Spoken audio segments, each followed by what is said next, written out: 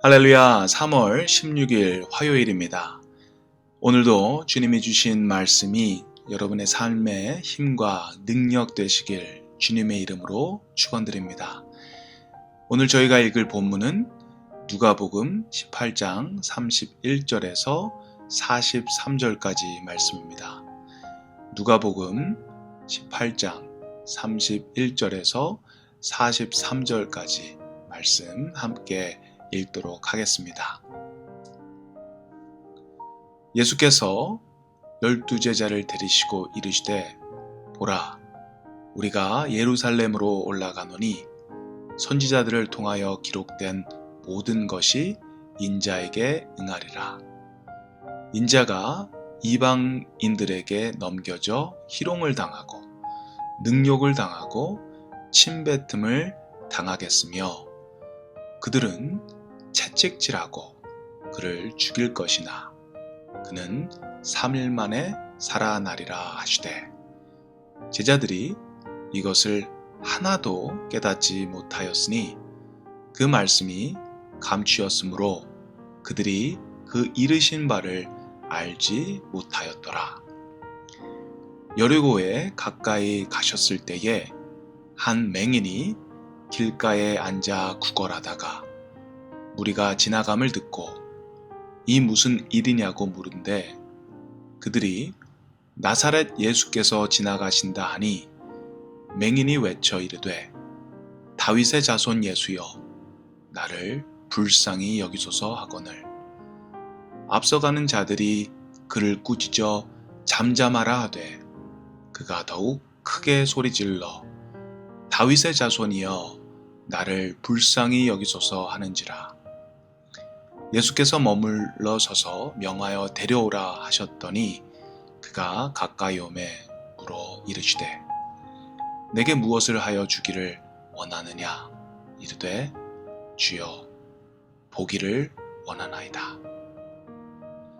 예수께서 그에게 이르시되 보라 내 믿음이 너를 구원하였느니라 하시매 곧 보게 되어 하나님께 영광을 돌리며 예수를 따르니 백성이 다 이를 보고 하나님을 찬양하니라.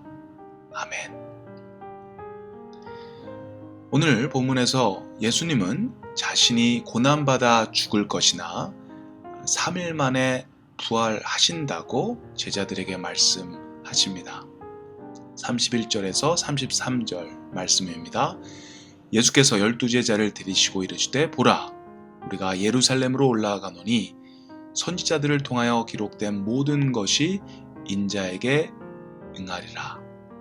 인자가 이방인들에게 넘겨져 희롱을 당하고 능욕을 당하고 침뱉음을 당하겠으며 그들은 채찍질하고 그를 죽일 것이나 그는 3일 만에 살아나리라 하시되 예수님은 다가올 이 무시무시한 고난에 대해서 제자들에게 말씀하셨습니다. 하지만 제자들은 깨닫지 못하죠. 예수님께서 고난을 받고 부활하신다라는 그 이야기가 무슨 말인지 전혀 깨닫지 못하고 있습니다. 이 제자들의 이야기가 끝이 나고 바로 뒤에 한 맹인거지에 대한 이야기가 이어지는데요. 앞을 볼 수 없는 맹인의 이야기입니다. 구걸을 해서 하루하루를 연명할 수밖에 없는 사회에서는 가장 낮은 곳에 처한 아주 불쌍한 맹인거지의 이야기입니다. 그런데 놀랍게도 이 거지는 예수님이 누군지를 정확히 알고 있습니다. 36절에서 39절까지입니다. 무리가 지나감을 듣고 이 무슨 일이냐고 물은데 그들이 나사렛 예수께서 지나가신다 하니 맹인이 외쳐 이르되 다윗의 자손 예수여 나를 불쌍히 여기소서 하거늘 앞서가는 자들이 그를 꾸짖어 잠잠하라 하되 그가 더욱 크게 소리질러 다윗의 자손이여 나를 불쌍히 여기소서 하는지라. 이 맹인 거지는 비록 눈이 멀어서 앞을 볼 수가 없지만 예수님이 누군지를 분명히 알고 있는 사람이었습니다. 다윗의 자손이여 나를 불쌍히 여기소서. 아마 목이 터져라 주님을 외쳤던 것 같습니다. 너무나 시끄러워서 사람들이 그를 꾸짖습니다. 잠잠히 하라, 조용히 하라. 그렇게 꾸짖는데도 불구하고 더욱 소리질러 간절히 주님께 외쳤던 이 맹인거지. 이 맹인거지의 모습에선 예수님이 누군지 확실하게 아는 믿음을 우리는 느낄 수 있습니다. 비록 눈은 볼 수 없지만 예수님이 누군지를 확실히 알고 정확하게 예수님을 예수님으로 볼 수 있는 사람이 바로 이 맹인거지였습니다. 앞에 나온 제자들은 눈이 있습니다. 볼 수 있습니다. 하지만 예수님이 누군지를 제대로 보지 못하고 깨닫지 못했는데 이 앞을 볼 수 없는 이 맹인거지는 예수님이 누군지를 확실히 알고 보고 있었다라는 것입니다. 이 대조가 되는 이 두 이야기를 보면서 오늘 본문은 진짜 맹인은 누구냐는 질문을 저희에게 던지는 것 같습니다. 여러분, 여기서 누가 진짜 맹인인가요? 네, 제자들이죠. 그들은 눈을 멀쩡히 뜨고 있는 사람들입니다. 앞이 보이는 사람들입니다. 하지만 예수님이 정말 누구신지는 모르는 겁니다. 그들에게 예수님은 제대로 보이지 않는 것입니다. 예수님과 오랫동안 동거동락을 하고 아주 특별한 훈련과 가르침을 받았던 제자들임에도 불구하고 그들은 예수님이 정말 누구신지를 몰랐던 것입니다. 그렇다면 제자들은 예수님을 과연 누구라고 생각했을까요? 그들에게 예수님은 로마의 압제에서 이스라엘을 해방시키고 다윗 왕국을 다시 재건할 수 있는 정치적인 메시아라고 생각했습니다. 그들에게 예수님은 그들의 나라를 부강하게 할 힘과 능력의 메시아였습니다. 그래서 그들에게 예수님은 고난과는 거리가 먼 분이셨습니다. 이방인들에게 넘겨져 희롱을 당하고 능욕을 당하고 침뱉음을 당하고 채찍질 당해 죽는 것과는 거리가 먼 분이셨습니다. 그래서 아무리 이 고난을 받을 거라 이야기를 해도 도저히 그들은 그것을 받아들일 수 없었던 것입니다. 심리학에서 확증 편향이란 말이 있습니다. 이 말은 자신이 어떤 긍정적인 것을 보았을 때 거기에 대해서 확신하면 확신할수록 긍정적인 면만 찾으려고 무의식적으로 노력하는 행위를 말합니다. 쉽게 말하면 자기가 믿고 싶은 것만 믿고 자기가 보고 싶은 것만 보고 싶어하는 그런 심리입니다.